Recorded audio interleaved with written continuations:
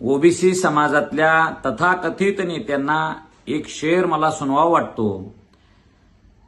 कांच के घर में रहने वाले दूसरों के घर पर पत्थर फेका नहीं करते, ह्या म्हणीची आठवण तुम्हाला आता यायला पाहिजे आणि येणार आहे। 23 मार्च 1994चा GR हा अनधिकृत आहे, ही मागणी गेल्या काही वर्षापासून आम्ही लावून धरलेली आहे। काल मनोजदादांनी सुद्धा त्या मागणीचा उल्लेख दसऱ्याच्या मेळाव्यात केला, त्यानंतर हॉस्पिटलमधून केला आणि ओबीसीच्या नेत्यांना आता जातीय सलोखा, जातीय दुरावा असं दिसायला लागलेलं आहे। का बाबा, तुम्ही ओबीसी आरक्षण मंत्रिमंडळातल्या पहिल्या उपसमितीच्या बैठकीमध्ये तुम्ही मराठा जातीतल्या लोकांनी अनधिकृत पद्धतीने कुणबी नोंदी काढल्यात अशी मागणी केली। पंकजाताई तर म्हणाले की त्याची श्वेतपत्रिका काढा, असं इथपर्यंत पंकजाताईची मजल गेली।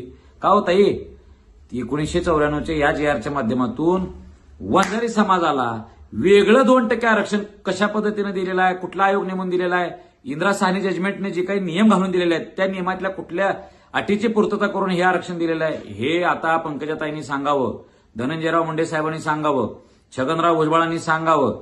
मराठा जातीतल्या एक दोघांनी जर कोणी खाडाखोड केलेला असेल तर आम्ही त्या गोष्टीचा विरोधच केला, आम्ही म्हटलं की याचं समर्थन करणार नाही।